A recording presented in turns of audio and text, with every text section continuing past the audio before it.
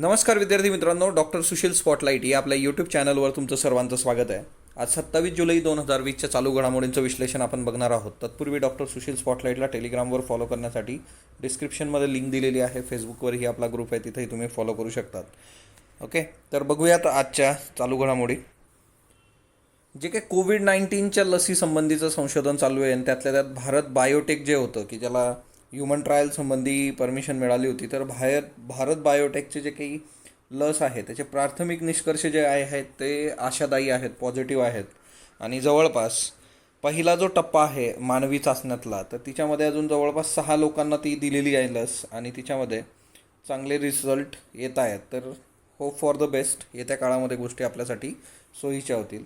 आणि पंतप्रधान नरेंद्र मोदी यांनी स्वातंत्र्यदिनी आपण करोनामुक्तीची शपथ घ्यावी असं पण म्हटलेलं आहे. आता हे सगळं जे आहे, रविवारी मन की बात नावाचा कार्यक्रम असतो बघा, तर मन की बात जर तुम्ही ऐकलं तर ते हेल्पफुलच आहे. त्याच्यामध्ये बरेचसे उदाहरणं असतात है ना, काही लोकांची नावं असतात है ना, ज्यांनी चांगलं काम केलेलं आहे, रोल मॉडेल आहेत, काही उदाहरणं, काही प्रोजेक्ट्स, तर ते आपल्याला हेल्पफुल असतात. तर मन की बात तुम्ही ऐकलं पाहिजे. ओके, कारण पूर्ण ते देशाच्या पंतप्रधानाचं देशाला संबोधन आहे आणि तिच्यातून बऱ्याचशा गोष्टी आपल्याला समोर येतात. तर हे तिच्यातले मुद्दे आहेत. त्याच्यानंतर है ना, ऑपरेशन विजय दिवस जो काही आहे 26 जुलैचा, त्याचेही रेफरन्स तिच्यात होते. त्याच्यानंतर 5 महत्त्वाचे इनिशिएटिव्ह ज्याच्यामुळे करोनामुळे होणाऱ्या मृत्यूमध्ये घट झालेली आहे. आता हे दिल्लीमध्ये झालेलं आहे, पण ही फंडा जो आहे तो तुम्ही कुठेही अप्लाय करू शकता. हिच्यामध्ये सगळ्यात महत्त्वाची गोष्ट होती की वाईड स्प्रेड टेस्टिंग, म्हणजे सर्वात जास्त जेवढ्या तुम्ही जास्त टेस्ट करणार तेवढे जास्त रुग्ण तुमच्या समोर येतील, ट्रान्सपरन्सी राहील आणि गोष्टी अजून चांगल्या वर्क होऊ शकतात. तर ॲव्हरेज ज्या काही टेस्ट होतं दिल्लीमध्ये 5,500वरून तर ते किती गेलेलं आहे 21,000 टेस्ट एका दिवसाला. तर जास्तीत जास्त टेस्ट करणं.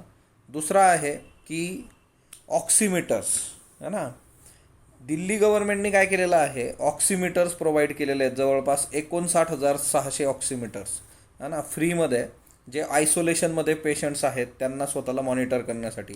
ऑक्सिमीटर काय असतं, ऑक्सिमीटरचे कितीतरी सोशल मीडियावर व्हिडिओ आहेत की तुमच्याकडे आता ऑक्सिमीटर पाहिजे, कारण तुमच्या ऑक्सिजनचं जे काय प्रमाण आहे शरीरातलं ते जर कमी होत असेल तर ती धोक्याची घंटा असते आणि ऑक्सिमीटर आपल्याला ते प्रमाण सांगत असतं.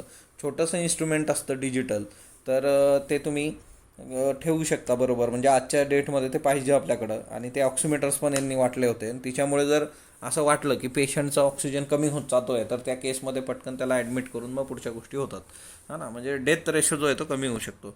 रिस्पॉन्सिव्ह ॲम्ब्युलन्स सिस्टीम, आता हे पण महत्त्वाचं होतं की जवळपास 134वरून 602 ॲम्ब्युलन्स त्यांनी वाढवल्यात. आणि रिस्पॉन्सिव्ह म्हणजे विचारलं कॉल केल्यावर लगेच ॲम्ब्युलन्स येणार आणि त्या गोष्टी करणार. आणि हिच्यामध्ये त्यांचा जो टाईम होता ॲम्ब्युलन्सचा तो 55 मिनटावरून 20 ते 30 मिनटावर त्यांनी आणला. की ती रिस्पॉन्स टाईम जो काय असतो, तुम्ही ॲम्ब्युलन्सला कॉल केल्यानंतर ॲम्ब्युलन्स येऊन तुम्हाला घेऊन जाणार. त्याच्यानंतर availability of beds and corona app, तर हे एक महत्त्वाचं होतं की जे काही बेड्स आहेत तर ते बेड्स वाढले पाहिजेत. म्हणजे त्यांनी मेमध्ये 3,700 बेड्स होते तर ते 15,000पर्यंत नेले होते. करोना ॲप जे काही आहे तिच्यामुळे वेळ न जात होता क्रिटिकल पेशंट हॉस्पिटलाइज करायला सोपं होतं. त्याच्यानंतर म्हणजे तंत्रज्ञानाचा वापर खूप बखुबीने केलेला आहे दिल्लीने. म्हणजे मधल्या काळात दिल्लीतली कंडिशन फारच वाईट होती, केंद्रानेही तिच्यामध्ये बरंचसं काम केलेलं आहे. फोकस ऑन ICU बेड्स, तर ICU बेड्स जे आहेत तेही वाढवण्यात आलेले आहेत. आधी 500 होते, लेस दॅन 500 होते जूनच्या सुरुवातीला, ते आता जवळपास 2,200 ICU बेड्स कोविड हिच्यामध्ये आणि 1,400 आहेत ते व्हॅकंट. आता पुण्यातलीच एक केस आहे, तुम्ही टी व्हीवर बघितलं असेल की पुण्यात एक पेशंट होता की ज्याला बेडच मिळत नव्हता आणि ॲम्ब्युलन्समध्ये बऱ्याच रात्रभर इकडून तिकडं फिरत फिरत पेशंटची डेथ झालेली आहे. म्हणजे असं होता कामा नाही की तो बेड मिळाला पाहिजे. तर ह्या 5 गोष्टी आहेत, ह्या तुम्ही कुठेही लिहू शकता बा, म्हणजे असं काही नाही, हे दिल्ली गव्हर्नमेंटचं रोल मॉडेल आहे, पण ह्या 5 गोष्टी फार महत्त्वाच्या आहे. एसेमध्ये लिहू शकता की टेस्ट मोठ्या प्रमाणावर झाल्या पाहिजेत, त्याच्यानंतर ॲम्ब्युलन्स सिस्टीम प्रॉपर पाहिजे, बेड प्रॉपर पाहिजेत, तंत्रज्ञानाचा वापरमध्ये करोना ॲप वगैरे ते आहे ना. एक व्हिडिओ पण आहे आपला त्याचा की कुठल्या राज्याचं कुठलं इनिशिएटिव्ह आहे.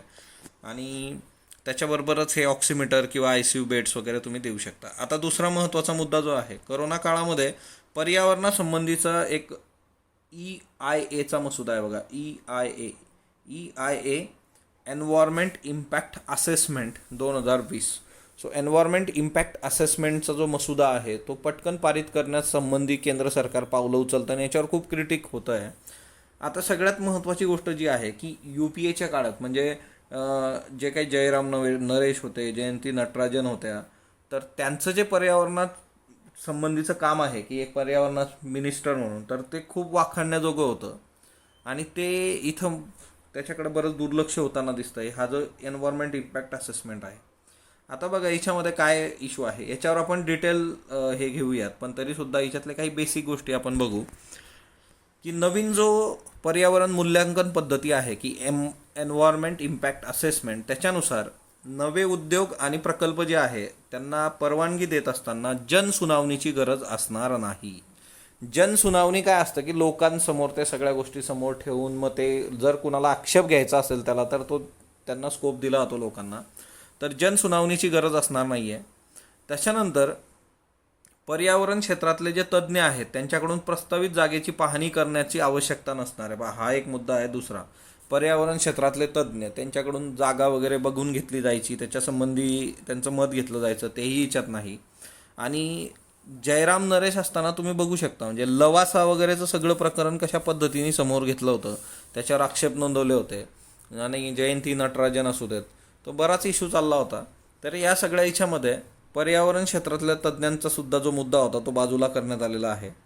त्याच्यानंतर दुसरी महत्त्वाची गोष्ट जी आहे की प्रकल्प मंजुरीचा जो प्रस्ताव असतो तो केंद्रीय वन्यजीव मंडळाकडे ज्यावेळेस येतो तर कागदपत्रांच्या छाननीबरोबर सुनावणी आणि प्रत्यक्ष जागेची पाहणी अनिवार्य होती. म्हणजे ज्यावेळेस एखादा प्रोजेक्ट येतोय आणि केंद्रीय वन्यजीव मंडळ जे आहे, वाईल्ड लाईफ बोर्ड, त्याच्यासमोर तो आल्यानंतर सुनावणी पण घेणं अपेक्षित होतं आणि तज्ज्ञांनी जागेची पाहणी, तर ह्या गोष्टींना आता डब्यात टाकण्यात आलेलं आहे. दुसरी महत्त्वाची गोष्ट, एक खूप इंटरेस्टिंग गोष्ट आहे जी किती घातक असू शकते बघा.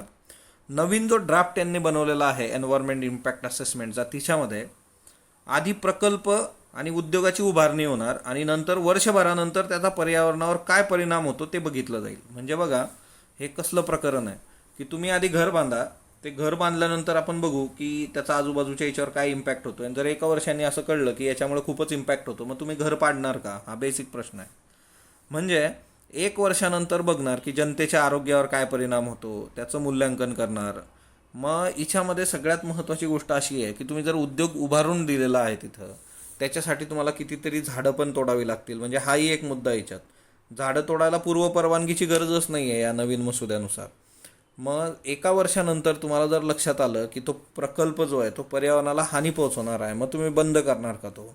बरं ठीक आहे, मग तिच्यामधून जी आर्थिक हानी होते म्हणजे एखाद्या XYZ कंपनीनी भारतामध्ये गुंतवणूक केली, इन्व्हेस्टमेंट केली भारतामध्ये, फॉरेन कंपनी आहे, तिने प्रोजेक्ट उभा केला आणि उद्या जर तुम्ही म्हटलं की नाही हा प्रोजेक्ट प्रॉब्लेमॅटिक आहे, उचला तुम्ही, मग त्या कंपनीने जी इन्व्हेस्टमेंट केली त्या इन्व्हेस्टमेंटचं काय? म्हणजे याचा अर्थ बाहेरून इन्व्हेस्टमेंट आपल्याकडे येणार का? किंवा डोमेस्टिक जरी असली की भारतातल्या लोकांनी जरी केलेली असली उद्योजकांनी, तर त्या केसमध्ये दुसरा उद्योजक अशा पद्धतीची इन्व्हेस्टमेंट करणार आहे का? म्हणजे हे इन्व्हेस्टरसाठी सुद्धा धोकादायक आहे. उद्या कंपनी उभी राहिली तरी रेड टेप मेकॅनिझम पण होऊ शकतं याच्यामध्ये की तुमच्या कंपनीमुळे असा त्रास होतोय, तसा त्रास होतोय. तर ह्या सगळ्या ज्या गोष्टी आहेत याच्यावर एक सेपरेट लेक्चर आपण याच्यातले अजून काही वेगळे मुद्दे असतील तर ते बघूनही घेऊयात. त्याच्यानंतर आसाममधली फ्लड सिच्युएशन अतिशय म्हणजे तिच्यात जवळपास 100 लोकांचा आतापर्यंत मृत्यू झालेला आहे.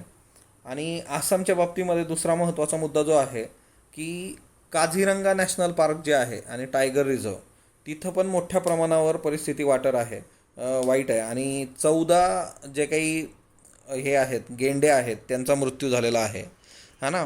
तर हे एक महत्त्वाचं आहे. जवळपास 129 प्राणी जे आहेत ते अफेक्ट झालेले आहेत आणि 14 तिच्यात गेंडे आहेत. 157 प्राण्यांना आतापर्यंत तिच्यातून बाहेर काढण्यात आलं, रेस्क्यू करण्यात आलेलं आहे. पण म्हणजे ही गोष्ट याच्यासाठीच आहे की आसाम फ्लड जे आहे, तर आसामच्या बाबतीमध्ये फक्त मानवी जीवाची हानी नाही आहे, तर इथं ॲनिमल्सचा पण इश्यू आहे. तर ती एक महत्त्वाची बाब लक्षात घ्या. आसाममधल्या नद्या वगैरे आपण ऑलरेडी डिस्कस केलेल्या आहेत, त्या नीट करून ठेवा. जसं या नद्या परत परत येतात बघा. आता बिहार फ्लड सिच्युएशन काय आहे, 14 लाख लोक अफेक्ट झालेले आहेत बिहारमध्ये. आणि हे इथं है ना खाण्याचे पदार्थ देण्याचं सगळं हे चालू आहे. आणि तुम्ही हे बघू शकता की हे भयानक असतं. आपण कोल्हापूरच्या याच्यात मागच्या वर्षी अशी परिस्थिती बघितली होती, है ना. बऱ्याच लोकांपर्यंत बेसिक गोष्टी जातच नाहीत आणि त्यातल्या त्यात परत या नद्या आलेल्या आहेत बघा बिहारमधल्या, भागमती, बुरही गंडक, कमलाबलन, लाल बकेया, अधवरा, खिरोई, महानंदा, घागरा. आता बघा नवीन कुठल्या आल्या तर खिरोई नावाची नदी जी आहे ती नव्याने आपण बघतोय की धोक्याची पातळी ज्या नद्यांनी ओलांडलेली आहे ती आहे खिरोई नावाची. त्याच्यानंतर ही अधवारा जी आहे ही पण नव्याने आलेली आहे, आधी आपण ही बघितली नव्हती है ना. त्याच्यानंतर बाकीच्या बघितल्या होत्या आपण, भागमती, बुरही गंडक, त्याच्यानंतर महानंदा, घागरा, लालबकेया. गंगा जी आहे तर गंगेने अजून धोक्याची पातळी ओलांडलेली नाही आहे, पण ह्या अशा नद्या ज्या आहेत आणि ही इतकं परत परत येतं आहे म्हटल्यानंतर आपल्याला ह्या नद्या माहीतच पाहिजेत MCQ करता. आता बघा हे जे मिझोराम आहे तर मिझोराम सरळ सरळ बॉर्डर शेअर करतं म्यानमारबरोबर. तर मिझोराममध्ये हिरोईन पकडलं गेलेलं आहे. तर मोठ्या प्रमाणावर जे ड्रग्स आहे तर त्याचा जो काही बेकायदेशीर व्यापार केला जातो तर तिच्यामध्ये मोठ्या प्रमाणावर ड्रग्स भारतात म्यानमारमधून पण येत असतं. जसं आपण उडता पंजाबचं एक्झाम्पल बघितलं की तिकडून जे आहे की पाकिस्तान आणि त्या याच्यातून मग पंजाबमध्ये कशा पद्धतीने इल्लिगल ड्रग्स येतात, तर सेम वे ह्या म्यानमारमधून मिझोराममध्ये जातं. आणि मिझोराममधला एक जिल्हा आहे हॅप्टन, तिथं हे हिरोईन पकडलं गेलं. पण एक गोष्ट आहे की त्याचं बेसिक रिझन हेच आहे की म्यानमारची सरळ सरळ सीमारेषा आहे, गोल्डन ट्रँगल, गोल्डन क्रिसेंट आपण बऱ्याचदा बघितलेलं आहे की याच्यामुळे एवढं एक लक्षात ठेवा की हे कशा पद्धतीने येतं. तर म्यानमार मिझोराम बॉर्डर एक आहे आणि तिथून मोठ्या प्रमाणावर जे आहे ते ड्रग्स भारतात येत असतात. नागपूरमधली ही जी नदी दिसते तुम्हाला की हे जे आहे तर ही जी नदी आहे ही नाग नदी आहे. आणि ही नाग नदी सध्या चर्चेत आहे की इंडस्ट्रियलायझेशन आणि त्या सगळ्या गोष्टी नदी रिस्टोअर करायची आहे. तर त्याच्यामुळे या सगळ्या याच्यामध्ये नाग नदी नागपूरची चर्चेत होती. सो ती एक लक्षात ठेवा MCQ करता. त्याच्यानंतर नेक्स्ट वन, आता काय आहे ना की मधल्या काळात एक न्यूज तुम्ही बघितली असेल की आपले जे चीफ जस्टिस ऑफ इंडिया आहे शरद बोबडे, ते एका स्पोर्ट्स बाईकवर बसले होते नागपूरमध्ये. तो फोटो जो होता तो व्हायरल झाला होता आणि त्या फोटोच्या वर तो फोटो घेऊन प्रशांत भूषण जे आहे त्यांनी एक ट्विट केलं होतं की प्रशांत भूषण यांनी म्हटलं होतं की mister justice S.A. Bobde, the current chief justice of India for riding expensive motorcycle at the time Wien court is under lockdown. म्हणजे बाबा भारताचे जे सरन्यायाधीश आहेत ते एक महागडी जी काही मोटरसायकल आहे तिच्यावर राईड करतायत आणि एकीकडे लॉकडाऊनमध्ये कोर्ट बंद आहे अशा पद्धतीने ट्विट केलं. आणि त्याच्याकरता बाबा तुम्ही त्यांना एक नोटीस बजावली गेलेली आहे आता की न्यायालयाचा अवमान वगैरे. आता त्याच्यासाठी हे एकच ट्विट आहे असं नाही, त्यांचे बरेचसे ट्विट आहेत. तर तिच्यामध्ये जे ट्विट्स आहेत वेगवेगळे की ते एक आहे की त्यांनी सुप्रीम कोर्टाच्या बाबतीत दुसरं एक ट्विट केलं होतं की 11-year-old case where he alleged state 2009 half of the India's last 16 chief justice were corrupt. 2009मध्ये त्यांनी म्हटलं होतं की भारताचे अर्ध्यापेक्षा जास्त जवळपास लास्ट 16 जे चीफ जस्टिस होऊन गेलेत सरन्यायाधीश तिच्यातले 50% हे भ्रष्टाचारी होते आणि त्यांनी करप्शन केलेलं आहे असंही एक ट्विट होतं.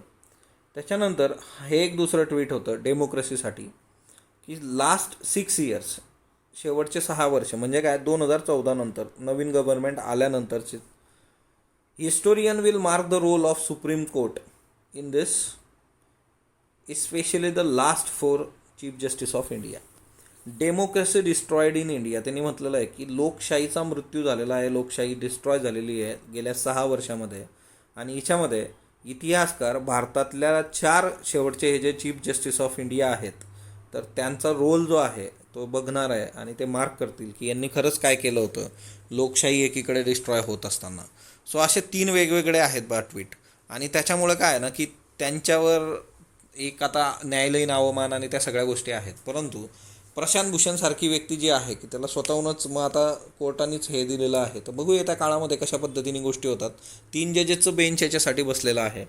ओके, तर आता याच्यासाठी संमिश्र प्रतिक्रिया आहे की शेवटी बाबा सरन्यायाधीश ही पण एक व्यक्ती आहे किंवा मग ते एक व्यक्तिगत आयुष्य जे काय असतं बऱ्याच गोष्टी इथं आहेत. पण शेवटी कसं असतं की चीफ जस्टिस ऑफ इंडिया मग ते कोड ऑफ कंडक्ट आहेत, तुम्ही कसं बघता.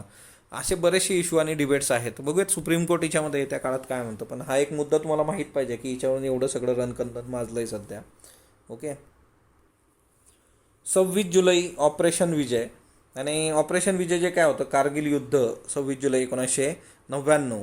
तर पाकिस्तानी कब्जा केलेली कारगिलची हिमशिखरं भारतीय जवानांनी परत मिळवली होती.